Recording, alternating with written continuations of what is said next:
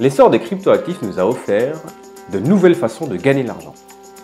Le staking, que l'on peut traduire par jalonnement en français, devient de plus en plus populaire. Il y a beaucoup d'argent à gagner.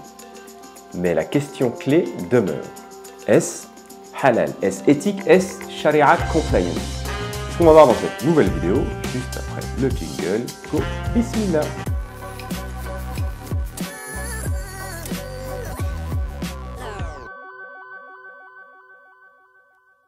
Salut, c'est Amarash, entrepreneur en bourse, IMO et crypto. Donc aujourd'hui, on va parler crypto, on va parler staking. Si vous voulez savoir si la crypto, si le Bitcoin est éthique halal, j'ai fait une vidéo que je vous mets ici. Je vous invite à aller la voir. Crypto et islam, compatibles ou non. Mais aujourd'hui, on va parler staking. En 3 chapitres, on va dire déjà qu'est-ce que le staking et comment ça marche. En seconde partie, on va voir la perspective islamique donc sur le jalonnement, sur le staking. Et on va citer quelques solutions qui existent actuellement pour faire ce staking et gagner de l'argent. Allez, sans transition, premier chapitre, qu'est-ce que le staking? Il existe 2 manières principales d'ajouter un bloc à une blockchain. Alors, je vais utiliser 2-3 termes techniques. Rien de fou, ils vont être expliqués le long de la vidéo. Pour autant, si vous voulez en savoir plus, j'ai fait une vidéo sur la blockchain que j'ai intitulée, pour faire référence au livre, La blockchain pour les nuls, où j'explique de manière assez simple ce qu'est une blockchain. Donc, vous pouvez aller regarder cette vidéo, éventuellement revenir à celle-ci après si ça vous permet d'être plus à l'aise. Donc, les 2 manières principales d'ajouter un bloc, on a la proof of work, donc la preuve de travail, et le proof of stake, ce qui nous intéresse aujourd'hui, donc la preuve de participation. L'exemple le plus célèbre de système de preuve de travail est le Bitcoin.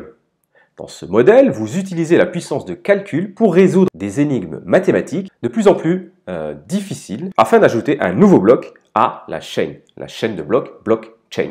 En faisant cela, vous êtes récompensé par une pièce de monnaie, des bitcoins en l'occurrence. Le problème réside dans l'inefficacité et le coût de l'électricité nécessaire pour extraire de nouveaux blocs, car il faut résoudre des énigmes mathématiques donc de plus en plus compliquées à l'aide d'ordinateurs de plus en plus puissants.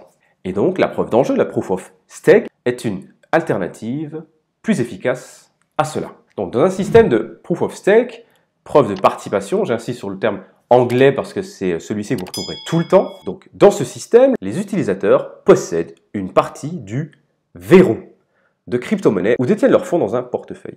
Au lieu d'avoir à résoudre des énigmes mathématiques pour ajouter des blocs à la chaîne, les utilisateurs sont sélectionnés au hasard en fonction de la quantité de devises qu'ils ont bloquées. L'utilisateur choisi est récompensé par une pièce de monnaie. En règle générale, plus vous détenez de pièces, de coins, de tokens, plus vous gagnez, de sorte que la taille de votre mise est directement proportionnelle aux chances d'être choisi pour forger le bloc suivant et de gagner des pièces. Le staking, en un mot, verrouillez vos pièces pour gagner des pièces. Chapitre 2 sur ce sujet, les perspectives donc islamiques sur le jalonnement. Alors, je fais un avertissement tout de suite, je ne suis pas un spécialiste des cryptos, je ne suis pas un économiste, je ne suis pas un savant musulman spécialisé dans les domaines de l'économie. Il y a encore des divergences sur ces sujets, bien évidemment, donc je ne dis pas que ce que je vais dire après fait loi et que vous devez me suivre. Je donne des perspectives pour permettre d'avancer sur ces sujets qui sont récents et sur lesquels les savants n'ont pas encore tous eu des idées arrêter sur le sujet. Voilà, ceci étant dit, le jalonnement, le staking, en tant que concept ne pose pas de problème islamique. Il s'agit simplement d'une approche basée sur des règles utilisées par un projet de cryptographie pour décider qui aura le droit d'ajouter à la blockchain. Il y a cependant quelques mises en garde à faire ici. Chaque projet de cryptographie a sa propre dynamique de staking spécifique et donc les règles particulières d'un projet de cryptographie peuvent ne pas nécessairement être conformes à la charia si elles ajoutent quelque chose de nouveau. Cependant, s'ils utilisent des concepts de jalonnement, de staking très simples, cela devrait aller. Le jalonnement n'est qu'un mécanisme de création de nouvelles pièces sur un projet de cryptographie. Vous devez également vous assurer que le projet de cryptographie lui-même est conforme à l'éthique. Ainsi, par exemple, si un projet de cryptographie est directement lié au jeu, quelle que soit la manière dont il utilise le staking, il sera interdit. Cependant, et attention, le staking ne doit pas être confondu avec l'extraction de liquidités, le mining, ou l'agriculture de rendement, le farming. Toutes les opérations d'extraction de liquidités ou d'agriculture de rendement ne sont pas nécessairement conformes à la charia.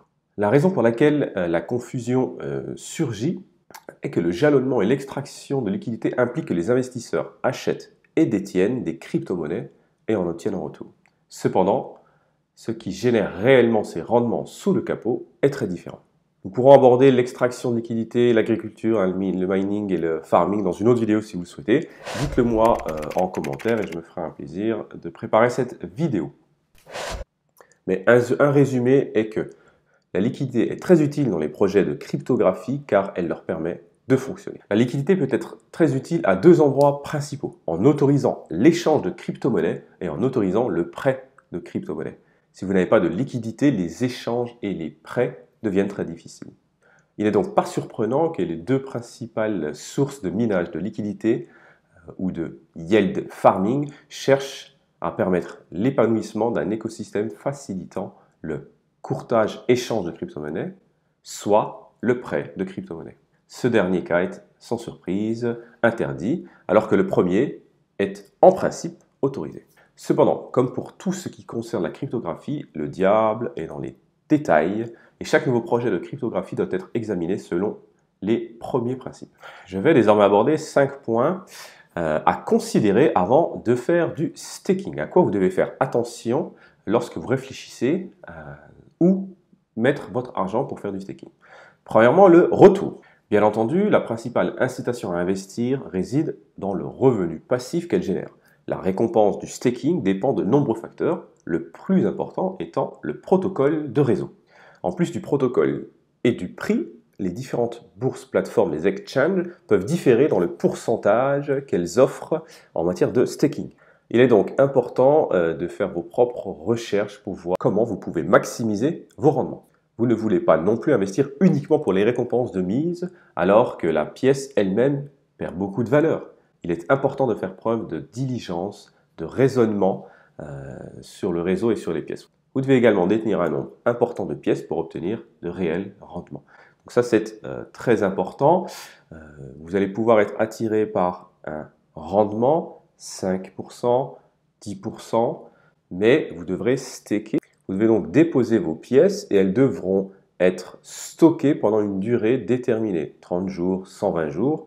Plus on stake, plus on laisse la pièce stockée, plus on a de rendement en général. Mais il se peut que dans cette période de 120 jours, eh bien, les cours dévissent. Donc, il faut vraiment réfléchir à tout ça. Si vous gagnez 10% mais votre monnaie a perdu 80%, il n'y a plus d'intérêt. Deuxième point, la liquidité. Donc, les crypto-monnaies constituent un nouveau type d'investissement disponible depuis seulement quelques années. Un nombre croissant de nouvelles devises, monnaies, coins, tokens sont lancées chaque jour. Il est important de s'assurer que la pièce dans laquelle vous investissez est liquide et qu'elle peut être achetée et vendue facilement. La dernière chose que vous souhaitez, c'est que votre investissement soit illiquide et très volatile et ne puisse pas être converti en espèces lorsque vous en aurez besoin. Liquide, ça veut dire quoi? C'est-à-dire qu'il y a assez de vendeurs et d'acheteurs pour pouvoir vendre ou acheter à tout moment. Si cette pièce est nouvelle, personne n'en a entendu parler, personne n'est intéressé, vous achetez une grande quantité et que demain vous voulez en revendre, s'il n'y a pas d'acheteur en face, eh bien vous ne vendrez rien. C'est ça ce que l'on appelle un marché liquide, c'est-à-dire que les transactions peuvent être faites à tout moment sans grande difficulté. Et on doit aussi faire attention à la volatilité. Les nouvelles pièces, on peut faire 30% d'augmentation, 40% de dépenses dans la même journée, donc il faut faire attention. Gardez cela à l'esprit, surtout lorsque vous investissez de l'argent dans les altcoins moins connus. Une liquidité plus faible aura également un impact sur la volatilité, comme je vous disais, de sorte que vous pourriez constater des fluctuations massives de la valeur de vos coins, ce qui pourrait finir par annuler toute récompense de mise. Troisième point, la facilité. Donc, de nouveaux protocoles et projets apparaissent chaque jour dans le monde de la cryptographie.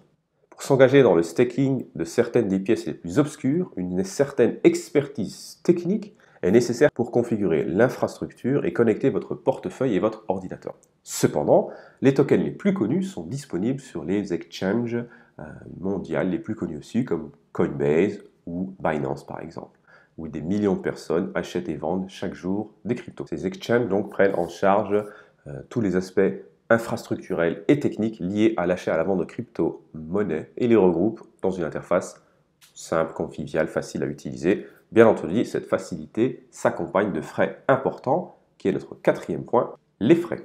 Donc, un facteur important à prendre en compte lors du staking, ce sont les frais prélevés par la bourse ou un portefeuille qui peuvent gruger vos rendements. Tout d'abord, vous devez tenir compte des frais facturés dès que vous faites un achat de pièces. Quand vous achetez, il y a des frais. La plupart des bourses ont des frais de spread, c'est la différence, c'est-à-dire l'écart entre le prix d'achat et de vente, ainsi que des frais d'achat. Vous devez également prendre en compte les frais liés au mode de paiement et de retrait, comme les frais de votre carte de débit ou de crédit.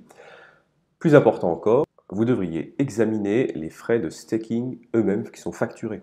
En règle générale, la façon dont cela fonctionne, c'est que l'exchange avec lequel vous détenez vos pièces vous distribue la récompense de mise moins la commission. Donc c'est transparent pour vous.